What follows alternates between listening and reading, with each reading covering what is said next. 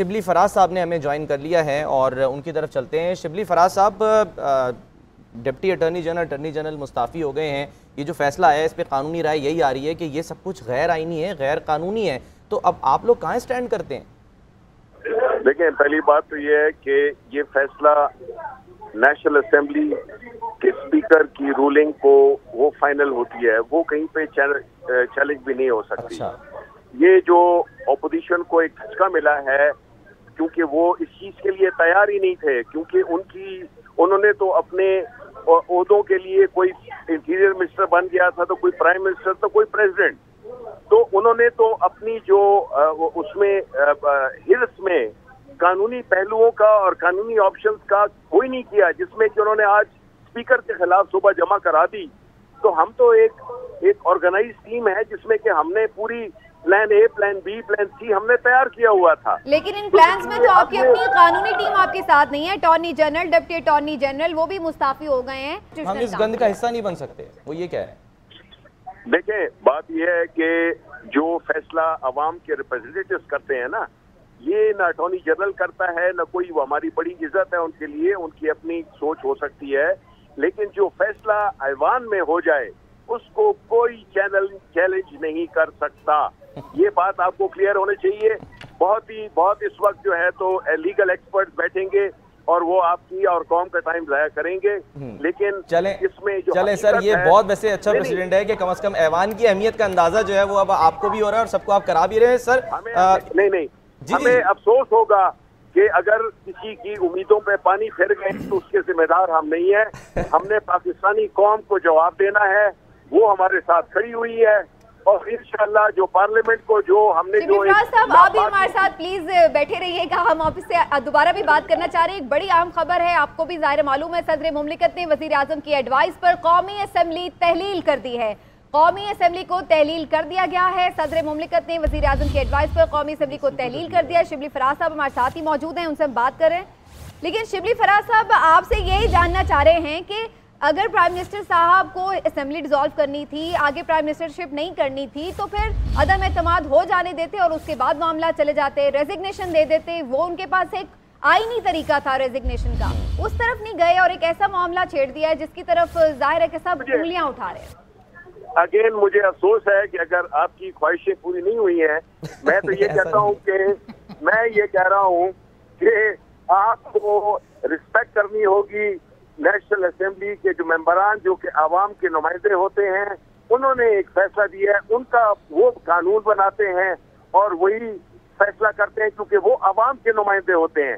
Prime minister ने जो किया है उन्होंने उस साजिश को बिल्कुल शिकस्त दे दी है, जो कि अपोजिशन बैरूनी साजिश के साथ मिलके इस मुल्क में एक ऐसा निजाम दोबारा लाना चाहती थी जिसमें कि लूट खसूट, जमीरों की खरीद और फरोख्त और साजिशें, ये जो है तो किस फोरम ने ये डिसाइड किया था कि ये साजिश है? किस फोरम ने इस बात में जजमेंट दी थी? ये तो आपने फैसला किया था, ये तो आवाम ने फैसला किया था। नेशनल सिक्योरिटी कमेटी में ये बिल्कुल ये रखा गया था और सबने इस पे एग्री किया। नहीं, ये तो एग्री किया था कि उसकी जुबान सख्त है। ये तो कहीं हमने एलामिया में नहीं पढ़ा कि ये साजिश है और हमारे जो अपोजिशन के लोग हैं उसमें शामिल हैं। ये हमने कहीं लाइन नहीं पढ़ी। शिबली फराज साहब, अच्छा मेरी बात सुने, अगर तो आप स्पीकर जो कि एक कानूनी स्पीकर हैं, वजीर आजम जो कि कानूनी वजीर आजम हैं, प्रेसिडेंट जो कि कानूनी ऑफिसर, ये तीन होते हैं जो कि पार्लियामेंट बनती है, उन्होंने एक फैसला किया है, तो आप और मैं कौन होते हैं इसको चैलेंज करने के लिए? जहाँ चैलेंज होगा, कोर्ट्स होंगी, वो उस पर अपनी राय दे कर सकते हैं। लेकिन मुझे एहसास है कि कई जगहों पे सफे मातम बिछ गई है। अच्छा, तो हमें उनके साथ दिली हमदर्दी है। सर, ये बातें भी हो रही थी पहले कि जी ये तो गद्दार हैं, अब आप खुद साबित कर रहे हैं इनको। हालांकि किसी, वही जो अभी समीना ने कही कि किसी फोरम पे ये साबित तो नहीं हुआ कि ये लोग गद्दार हैं। गद्दार अगर साबित होते हैं तो फिर आप लोग अब क्या, मतलब आर्टिकल 6 का मुकदमा इन लोगों पे करेंगे, इनको पकड़ेंगे, उठाएंगे, क्या करेंगे? मुझे तो लग रहा है वो इन पे करने वाले। ये खातून ने क्या कहा, मुझे रिपीट कर दे। तो ऑपोजिशन वाले कह रहे हैं कि आपके खिलाफ आर्टिकल 6 लगना चाहिए, आप लोगों ने आइन शिकनी की है। ये तो अब देखिए ना, जब आदमी हार जाता है और ऐसी बुरी तरह से आता है जिस तरह के आज उनके आपने चेहरे देखे थे कि सारी उनकी साजिशें, सारे वो करोड़ों रुपए सारे वो कुछ खाक हो गए। और इमरान खान जो कि कहता था कि मैं इनको सरप्राइज दूंगा आखिरी बॉल तक, वो आखिरी बॉल थी सर। बॉल चबा गई वो, बॉल ही चबा ली। पहले बॉल टेम्परिंग हो गई थी, आज कॉन्स्टिट्यूशनल टेम्परिंग हो गई है। मेरी बात सुने आप जो बैठे हुए हैं कानूनी माहिर है ना मैं, हमें इस पे बहस नहीं करनी। सर जो थे वो चले गए आपको छोड़ के। तो हमें जो हमारे जो लीगल एक्सपर्ट्स हैं, चाहे वो हमारी तरफ से हो या आप बुला लें, उनसे ये बहस कराएं, ये बहस मुझसे ना कराएं। अच्छा शिबली फराज साहब, और मैं इस पे शिबली फराज साहब एक आपसे सवाल है जो जानना चाहूंगा आपसे। आपने अभी फरमाया कि अपोजिशन वाले हार गए हैं और आपकी फतह हो गई है। जरा मैं ये समझना चाहता हूँ एक आम पाकिस्तानी के तौर पे कि कैसे अपोजिशन वाले हार गए और आप कैसे जीत गए। वो तो ये कहते हैं कि आपने अपनी हार तस्लीम करते हुए ये आखिरी कदम किया क्योंकि आपको यकीन हो गया था कि आपके पास वोट कम है। ये मुझे बताएं कि ये बोल रहे कौन है? अगर मुझे सर ये सीनियर जर्नलिस्ट है इमरान याकूब खान साहब। कौन जी? Imran Yakub Khan sahab, senior anchor person, senior तज्जियाकार। सर मेरा सलाम है जी, मेरा सलाम है उनको, मेरा सलाम है उनको। बात ये है, देखिए मेरी बात ये है कि जो आज की जो अपोजिशन की जो एक साजिश थी वो नाकाम हो गई। असेंबली में स्पीकर ने एक रूलिंग दे दी। स्पीकर जो रूलिंग देता है तो मैं और आप जो है तो उसको चैलेंज नहीं कर सकते। किसी ने चैलेंज करना है तो वो कोर्ट में करेगा। तो अब जो है तो देखिए, जिस तरह मैंने कहा ना, मैं तो कानूनी माहिर नहीं हूँ, तो इसलिए मैं इसकी जो मैं तो सियासी इसकी जो इम्पैक्ट है वो मैं उस पर बात कर रहा हूँ। ये हमारे प्राइम मिनिस्टर ने मुल्क को बुरान से निकालने के लिए यही किया कि इलेक्शन बेहतरीन तरीका है। पर आप मुझे बताएं कि जब ये हमारे पास तो ये भी ऑप्शन होती थी कि हम सारे MLAs हम रिजाइन कर जाएं, फिर ये चलाएं। किस तरह से ये हुकूमत चलती? आया इनके पास वो प्रोग्राम था, वो एक पॉलिटिकल एक कंसेंसस था इन पार्टियों में जो कि इकट्ठे हुए थे सिर्फ इमरान खान को गिराने के लिए कि उनके केसेस माफ हो जाएं।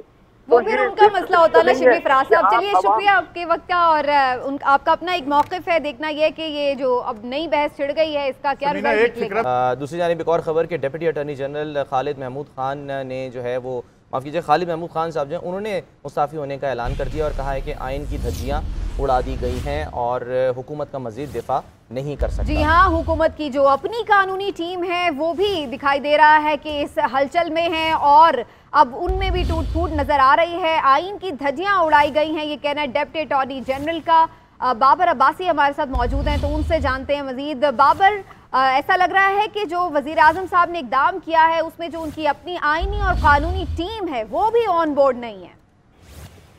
देखिए, वज़ीर आज़म इमरान खान की आईनी और कानूनी टीम पहले ही तज़ब्ज़ुब का शिकार थी। वज़ीर कानून फवाद चौधरी सारे मामले को लीड कर रहे थे, जबकि जो अटॉर्नी जनरल ऑफिस है वो इस सारे मामले से खुद को लातल्लक रखे हुए था और अटॉर्नी जनरल की जानिब से वज़ीर आज़म को वाज़ेह तौर पे कहा गया था कि किसी भी गैर आईनी गैर कानूनी